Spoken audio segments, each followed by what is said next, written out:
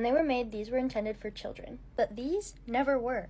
A lot of people tell me that I must be mentally ill if I want to collect a reborn. That it's crazy that a 21-year-old would want to play with a doll that's made for a child. She's a therapy aid, but reborns were never made for children. And this one actually costs less than some Legos retail for. There are Legos that cost more than $800. She was only a little over $500. Would I spend that money on a Lego?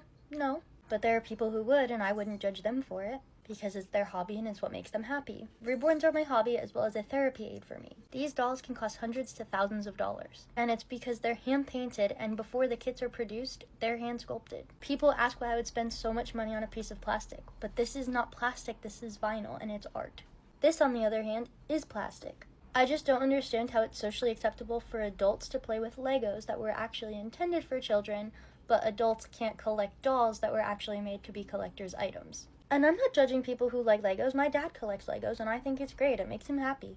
Every time I ask people on TikTok why adults can play with Legos but not reborns, they have a lot to say. But their excuses don't really line up, and they don't really make sense. But again, I'd like to remind you that these were made for children, and these are made for adults. But because adults like building Legos, it became socially acceptable to build Legos as an adult. So why can't it be socially acceptable for an adult to collect dolls? Please let me know your thoughts in the comments.